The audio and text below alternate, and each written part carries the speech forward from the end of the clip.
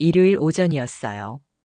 평소 같았으면 아내랑 늦잠 자고 브런치 먹고 소파에 나란히 앉아 영화나 보면서 보냈을 시간이에요.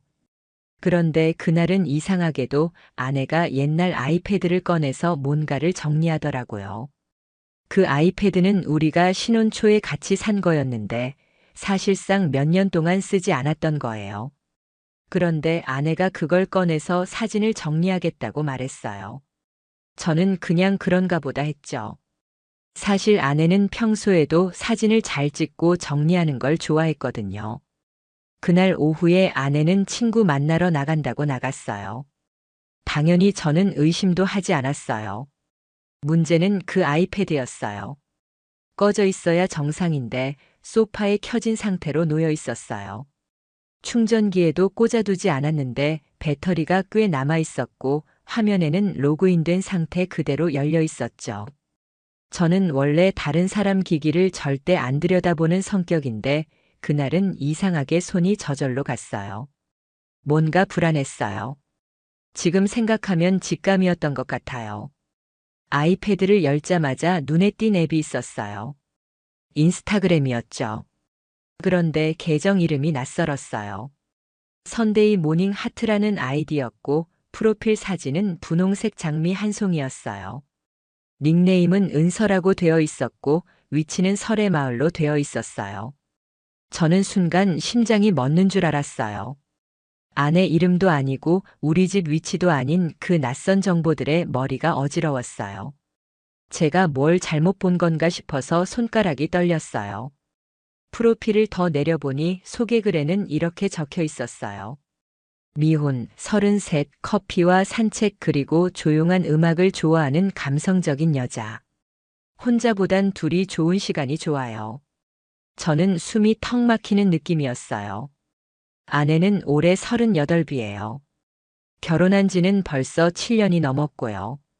저랑은 반대로 감성적인 걸 별로 안 좋아하는 사람인데 저기에 적힌 말들은 전부 아내 입에서 한 번도 들어본 적 없는 표현이었어요. 특히 프로필 사진을 확대해 보니 귀걸이가 문제였어요. 그 귀걸이 제가 작년 생일 선물로 직접 골라준 제품이었거든요. 너무도 정확하게 기억나는 디자인이었어요. 아내는 그 귀걸이를 일상에선 거의 안 꼈어요. 특별한 날에만 착용했는데 그 사진에서 귀걸이를 하고 있었던 거예요. 배경은 어딘가 고급스러운 와인바 같았고 미소도 평소보다 훨씬 부드러웠어요. 저는 이게 단순한 테스트 계정이 아니라는 걸 그때 직감했어요. 피드로 내려가니까 더 이상했어요. 사진들이 40장 넘게 올라와 있었는데 대부분 음식점이나 카페 혹은 실내 데이트 장소였어요. 그런데 모든 사진이 혼자 찍은 것처럼 보여도 구도나 손의 위치를 보면 분명 누군가가 함께 있다는 느낌이 들었어요. 특히 와인잔 두 개가 마주 있는 사진, 그건 말이 안 됐어요. 설명도 이랬어요. 오랜만에 좋은 사람과 말없이 있어도 편한 그 사람. 저 표현을 보고 저는 손이 부들부들 떨렸어요. 그 말은 저와는 정반대였거든요. 저랑 있을 때는 늘 뭐라도 해야 하고 대화가 끊기면 어색해하던 아내였어요. 그런데 저기서는 말없이 있어도 편하다니요. 더 끔찍했던 건 다이렉트 메시지였어요. 저는 실수인 척 눌러봤고 거기서 수많은 메시지를 봤어요. 전부 남자였어요. 이름도 모르는 사람들과 대화를 주고받고 있었고 어떤 사람과는 꽤 친밀한 말투로 이야기하고 있었어요. 은서야, 어제 너무 좋았어. 다음엔 내가 맛있는 거 살게. 그걸 보는 순간 저는 머릿속이 새하얘졌어요. 은서야라는 말도 처음 듣고 어제가 뭔지도 모르겠고 다리에서 힘이 빠져서 바닥에 주저앉을 뻔했어요. 계속 넘기면서 보니까 그 남자랑은 거의 2달 가까이 대화를 주고받고 있었더라고요. 장소도 나와 있었고 사진도 일부 공유되어 있었어요. 그중 한 장은 익숙한 벽지 패턴이 있었는데 자세히 보니 우리 집 근처에서 찍은 사진이었어요.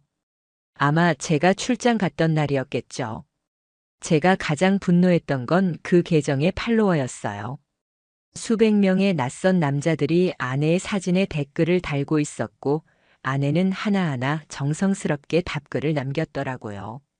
감사해요. 오늘도 좋은 하루 보내세요. 예쁘게 봐주셔서 고마워요. 이걸 보고 저는 제 안에서 무언가가 무너지는 느낌이었어요. 제가 그렇게 애지중지하며 살던 사람이 이렇게 저 몰래 다른 인생을 살고 있었다는 사실이 너무 괴로웠어요. 저는 그날 이후 아무렇지 않은 척 했어요. 아내가 들어와서 제 옆에 앉아 텔레비전을 같이 볼 때도 심장이 터질 것 같았지만 참고 있었어요. 아내는 아무것도 모른 채 오늘은 좀 피곤하네라며 눈을 비볐고 저는 옆에서 물컵을 손에 쥐고 있던 걸 그대로 내려놨어요. 그 물이 흘러내리는 줄도 몰랐어요. 눈앞에 아내가 그렇게 낯설게 느껴질 수가 없었어요. 그냥 가면을 쓰고 있는 사람 같았어요. 제 아내가 아니라 누군가의 연기를 보고 있는 느낌이었어요. 그 계정 속 은서라는 여자와 지금 제 앞에 있는 사람은 도저히 같은 사람일 수 없었어요. 아니, 같다는 게 더 끔찍했어요. 저는 조용히 뒤를 조사할 준비를 시작했어요. 이건 제 존재 자체를 부정한 배신이었어요. 저랑 살면서도 다른 사람으로 살아간 거예요. 두 개의 인생, 두 개의 얼굴, 그걸 아무렇지 않게 유지한 아내가 무서웠어요. 그리고 저는 알아야 했어요. 그 은서라는 인생의 끝이 어디까지였는지를요. 저는 그날 밤 단 한숨도 자지 못했어요.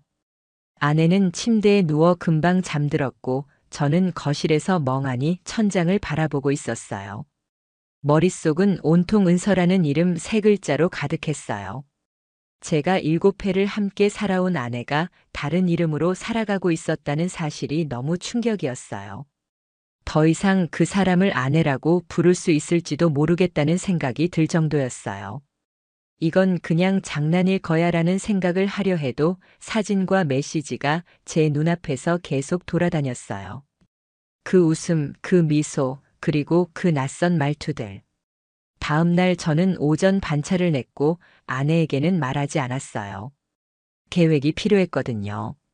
무턱대고 따지거나 감정적으로 굴었다간 아내가 모든 걸 지워버릴 수도 있었어요.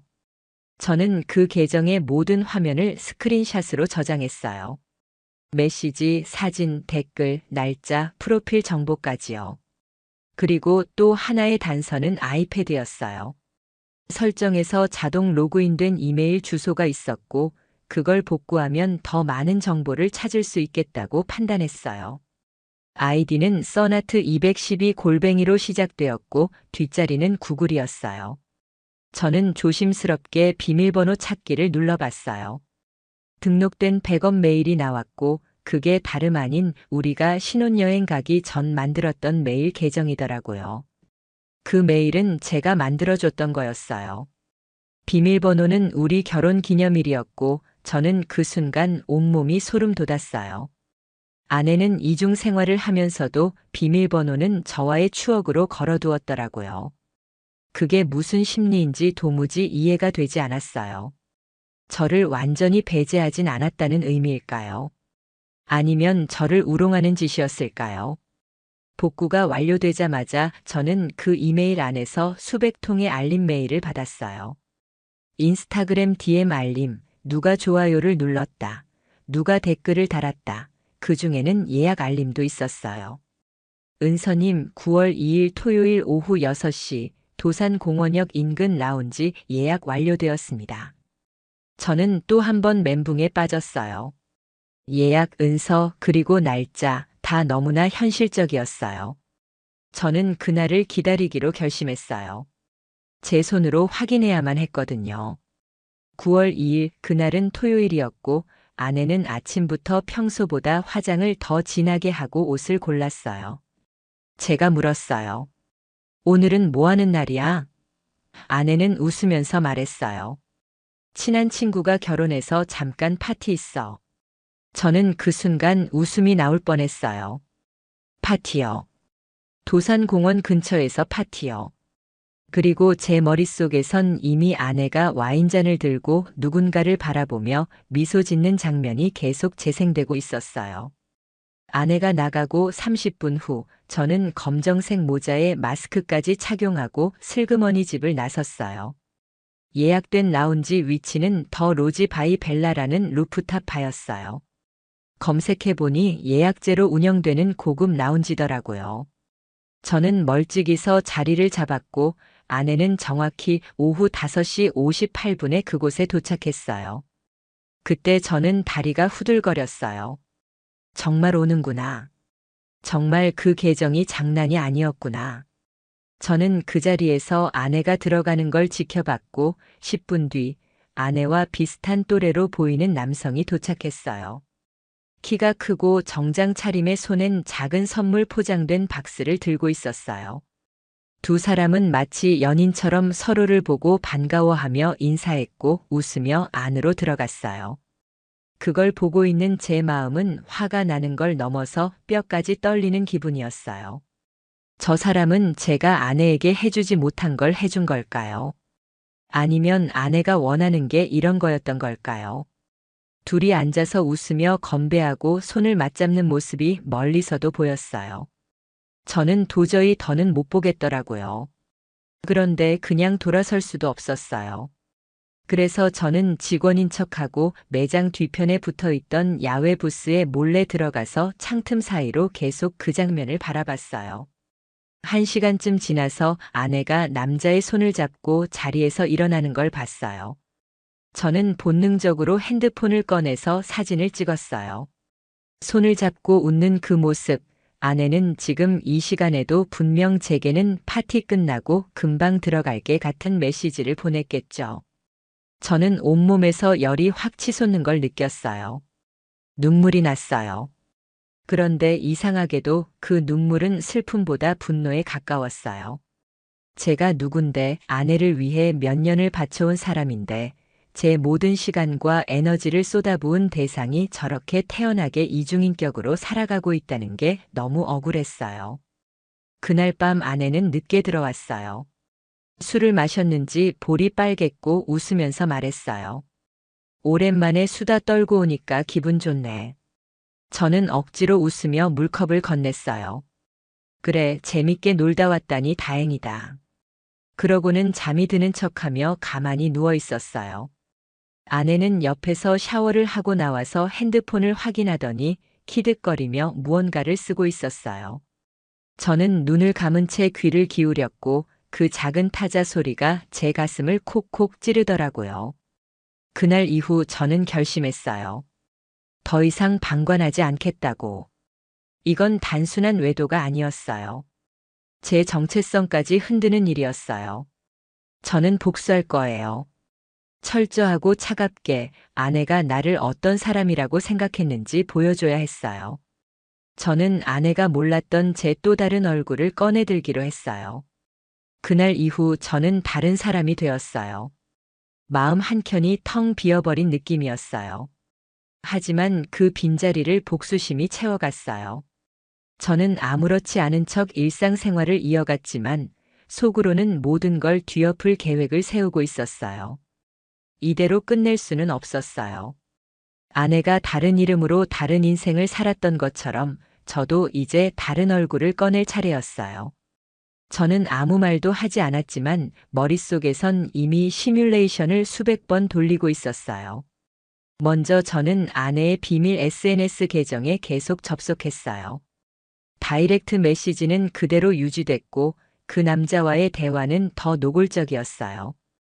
다음 주엔 우리 어디 갈까? 은서야 보고 싶다. 이 메시지를 보는 순간 저는 이를 악물었어요.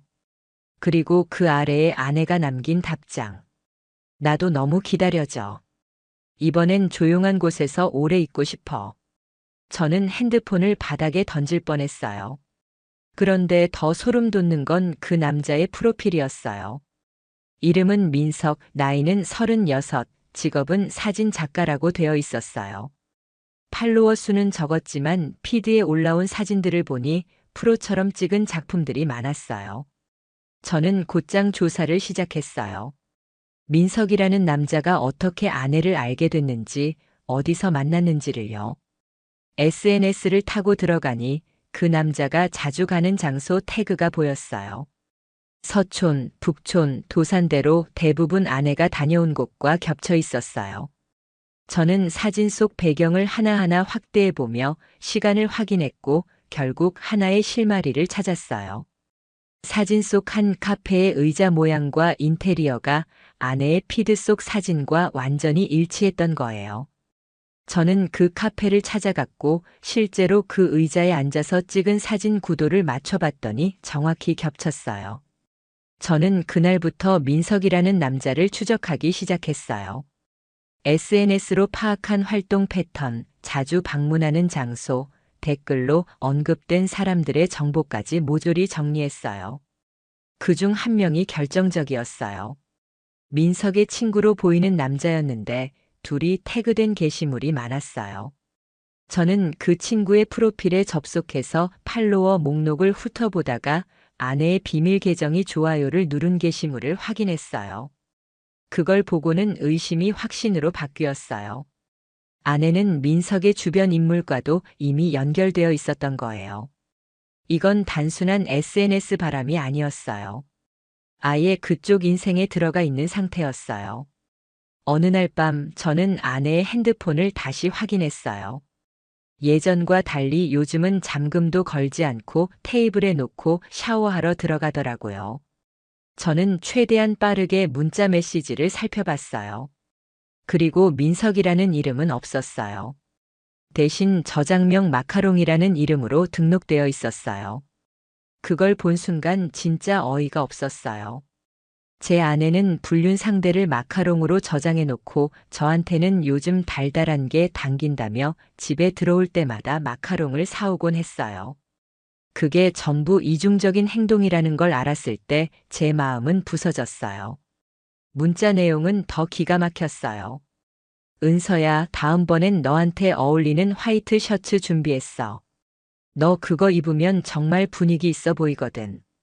저는 그 문장을 읽는 순간 손이 떨렸어요. 아내는 제가 아무리 옷을 사줘도 취향 타령하며 잘 안 입던 사람이었어요. 그런데 민석이라는 남자가 사주는 옷은 분위기가 있다며 좋아하고 있었던 거예요. 이건 단순한 외도가 아니라 정서적 유착이었고 일종의 연기였어요. 제 앞에선 아내, 그 앞에선 은서, 저는 둘 중 누가 진짜인지도 모르겠는 상황이었어요. 그날 밤 저는 제 노트북을 꺼내서 엑셀을 열었어요. 저는 손해사정 업무를 했던 경험이 있어서 정리하는 데 익숙했어요. 증거 일람표를 만들기 시작했어요. 날짜별 SNS 게시물, 민석과의 메시지 내용, 만남 장소, 그날 입은 옷차림, 그 옷의 구매 시기, 카드 내역까지 엮어서 분석했어요. 그리고 충격적인 사실을 알게 됐어요. 아내가 한 달에 2번 민석과 만난 날에는 항상 저와의 관계에서 거리를 두고 있었던 거예요. 말수가 줄고 표정이 무표정해졌던 날들이 딱 그 날짜와 일치했어요. 심지어 제가 중요한 회의가 있던 날도 민석을 만나고 있었더라고요. 저는 그 정황을 보면서 눈물이 났어요. 내가 힘든 날, 지쳐있는 날, 나를 안아줄 사람은커녕 다른 남자와 웃고 있었다는 사실이 너무 괴로웠어요. 더 이상 참을 수 없었어요. 저는 민석을 직접 만나기로 했어요. 그런데 무작정 찾아가면 아무 소득도 없을 거란 생각이 들었어요. 그래서 저는 정면 승부 대신 우회적인 방법을 택했어요. SNS를 통해 가짜 계정을 하나 만들었어요. 감성적인 말투의 사진도 은은하게 꾸몄어요. 직업은 문학 편집자라고 썼고 몇몇 게시물에 아내가 다녀온 장소를 일부러 태그했어요. 그러자 며칠 후 민석이 제 게시물에 좋아요를 눌렀고 결국 팔로우 신청이 왔어요. 저는 내심 웃음이 나왔어요. 이 사람은 감성에 약한 거였어요. 팔로우 수락 이후 몇 번의 메시지를 주고받으며 저는 자연스럽게 대화를 이어갔어요. 좋아하는 장소, 음악, 영화, 그리고 나중엔 글을 쓰는 감정에 대한 이야기를 나눴어요. 민석은 제가 설정한 그 감성적인 인물에 흠뻑 빠져 있었어요. 제가 이 계정 말고도 개인적으로 쓰는 계정이 있어요. 혹시 진짜 저를 알고 싶다면 하고 유도했더니 그는 흔쾌히 다른 계정도 알려주겠다고 하더라고요. 그 계정은 충격 그 자체였어요. 거긴 진짜 그 남자의 일상과 아내와의 추억이 모조리 담겨 있었어요. 그 계정에는 아내의 사진이 있었고 뒷모습만 보이긴 했지만 제 눈엔 한눈에 아내인 걸 알 수 있었어요. 목에 있는 점, 가방 브랜드, 심지어 구두 바닥색까지요. 그리고 무엇보다 그 계정 속 설명란에 적힌 말이 저를 무너뜨렸어요. 누군가를 진심으로 좋아한다는 건 그의 모든 걸 받아들이는 일이다.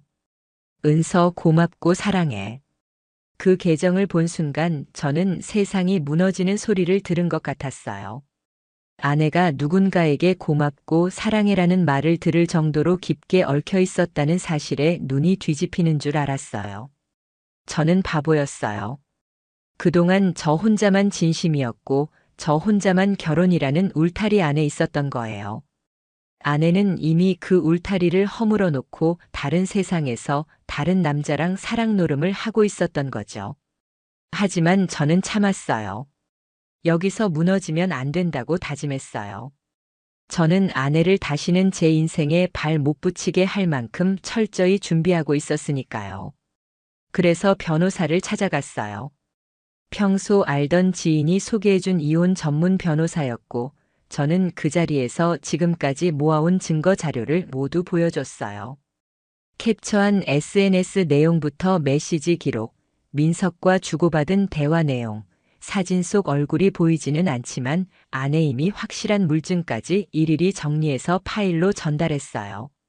변호사는 한 장 한 장 넘기다가 말했어요. 이 정도면 유책 배우자 입증은 확실합니다. 손해배상 청구도 충분히 가능해요. 그 말을 듣는 순간 저는 가슴이 조금은 시원해졌어요. 하지만 거기서 멈추고 싶지 않았어요. 단순한 이혼으로 끝내기엔 제가 당한 배신이 너무 크고 깊었어요. 저는 민석에게도 반드시 대가를 치르게 하고 싶었어요. 제가 그런 인간에게 아내를 빼앗긴 것도 아니고 스스로 바람나서 그쪽으로 기어간 거긴 해도 최소한 그 인간이 제 존재를 알면서도 교류를 계속했다면 법적으로도 도덕적으로도 책임을 피할 수 없다고 생각했어요. 그래서 저는 변호사에게 말했어요. 저 사람한테도 상간자 소송 걸 수 있나요? 변호사는 고개를 끄덕였어요. 물론이죠. 명백한 증거가 있으니까요. 위자료는 3천에서 5천 수준으로 잡을 수 있습니다. 저는 단호하게 말했어요. 최고액으로 가주세요. 가능한 모든 수단을 동원해서요. 그날 이후 저는 아내와 더는 부부로서의 대화를 하지 않았어요. 겉으론 평소처럼 행동했지만 그건 전부 연기였어요. 저는 눈앞에 있는 사람을 사람으로 보지 않기 시작했어요. 그저 가면을 쓴 생명체였어요.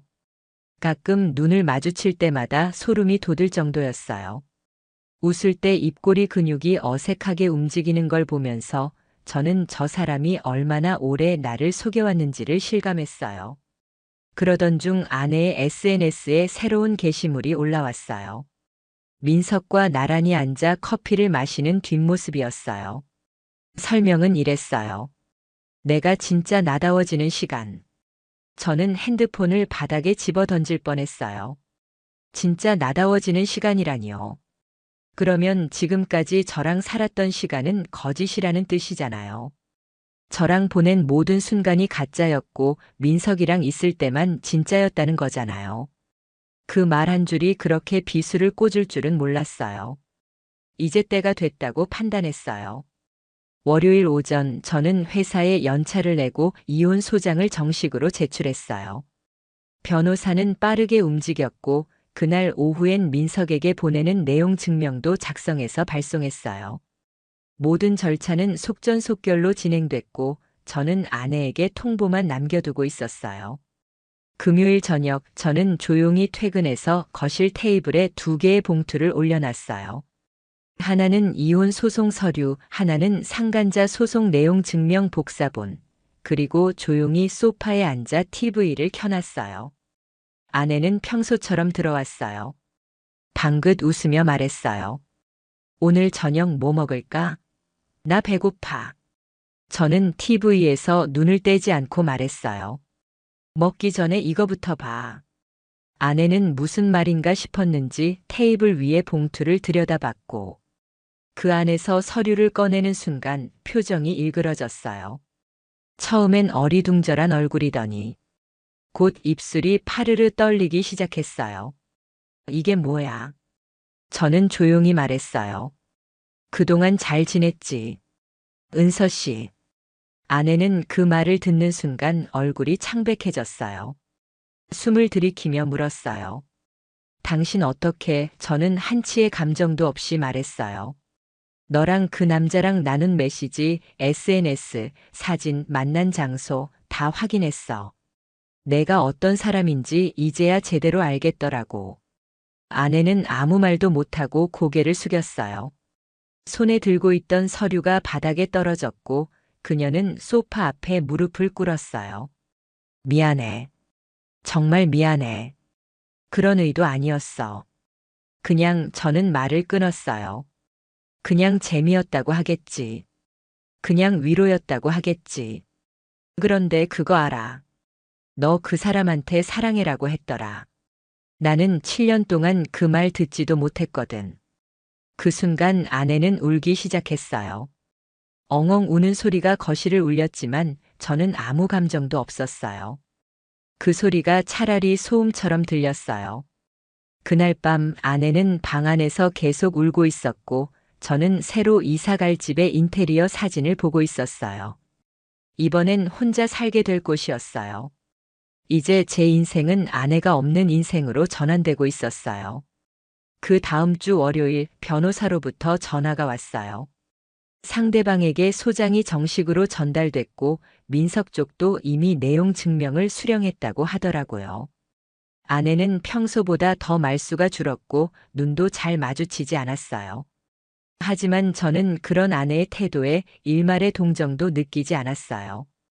이제 와서 미안하다고 고개를 숙인다 한들 이미 망가질 대로 망가진 관계였고 회복이란 말 자체가 사치처럼 느껴졌어요. 그날 오후 저는 민석의 SNS를 다시 열어봤어요. 그의 계정은 비공개로 전환돼 있었고 프로필 사진도 사라져 있었어요. 대신 그의 친구 계정에는 새로운 글이 올라와 있었어요. 요즘 인간관계가 힘들다. 사람 보는 눈을 길러야겠다. 이 글을 보며 저는 웃음도 나지 않았어요. 민석은 그동안 은서를 만나며 자신의 감성적인 세계가 완성됐다고 믿었겠지만 사실 그 감성은 다른 사람의 가정을 파괴하면서 만들어진 위선이었죠. 며칠 뒤 아내는 저에게 조용히 말을 꺼냈어요. 혹시 이혼 말고 합의로 끝내면 안 될까? 저는 단호하게 고개를 저었어요. 그럴 생각 없어. 넌 이미 내 가정에 두 얼굴을 뒤집어 씌웠어. 그걸로 끝이야. 아내는 잠시 멍하니 있다가 고개를 떨구었고 그날 이후 더 이상 어떤 변명도 하지 않았어요. 법적 절차는 빠르게 진행됐어요. 변호사가 워낙 꼼꼼하게 자료를 준비해줬고 아내와 민석 모두 아무런 반박도 하지 못했어요. 민석은 결국 위자료 5천만 원을 납부하라는 판결을 받았고 아내와의 관계에 대해서도 공개적으로 책임을 져야 하는 상황이 됐어요. 아내는 당연히 유책 배우자로 판결됐고 재산 분할에서도 저는 압도적으로 유리한 위치에 있었어요. 우리 둘이 공동 명의로 등록했던 아파트는 법원 명령에 따라 저에게 귀속됐고 아내는 짐을 싸서 나가야 했어요. 나가는 날 아내는 현관문 앞에서 말없이 저를 바라봤어요. 예전에는 그 눈빛이 사랑처럼 느껴졌지만 그날의 그 눈빛은 죄책감도 아니고 미안함도 아니었어요. 그냥 끝났다는 자각 그뿐이었어요. 저는 그 눈을 바라보며 아무 말도 하지 않았어요. 그리고 문이 닫히는 소리와 함께 우리 결혼 생활도 조용히 종료됐어요.